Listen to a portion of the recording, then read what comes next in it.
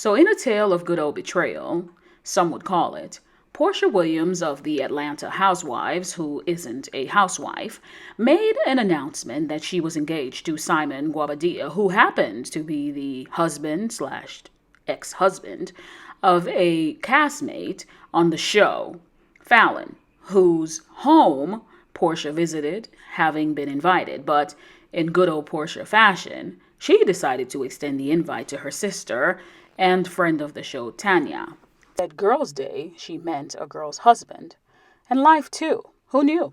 Now, some would say that this is a scripted series, and for the most part it is, but Porsha mentioned in her announcement the optics of appearances, and if we're talking about optics, this is not a good look. As it stands, Porsha brought Falynn onto the show as a friend, and having had what she deemed a difficult time during the summer, having been the social justice warrior of the decade, and having gone through a breakup with the hot dog king of Atlanta, she was invited to this woman's home for a break. Thought the Underground Railroad was a tiny train. No, what we will do is use this moment as a lesson to not look to these people on TV or on social media who refer to themselves as influencers as anything but entertainment. And when these housewives, influencers, TV personalities decide to dabble in social justice and scream at the top of their lungs, "Protect black women," and even go as far as getting arrested and ensuring that it is shown on their show, just remember that as the great prophet Offset once said, they do anything for clout. The man that she decided to risk it all for is supposedly a millionaire, billionaire, Nigerian, and the father of 5, with now 3 divorces under his belt. So she definitely knows how to pick them. And with her announcement, what is clear is that Porsha seems to be with child, making this his 6th, which obviously doesn't bother Porsha because she is now concerning herself with wedding dresses, because we all know that the only reason someone the likes of Porsha would get married to a man a month after he finalizes his divorce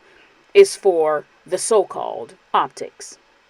They say being the highest paid housewife is up for grabs. This is how you negotiate. You know, there's a saying out there that we've all heard repeated, which says you lose him how you get him. And I'm sure with this union, history will repeat itself for Porsha. And according to history, Porsha's documented dating history, this isn't her first time being a third party in someone's marriage. Allegedly. Civil rights leader, granddaughter, or not, this woman has made a bed that a lot of men and women, quite frankly, have also made. And what I know is that any relationship, be it friendship or a romantic one or business, that begins with deception always ends in deception.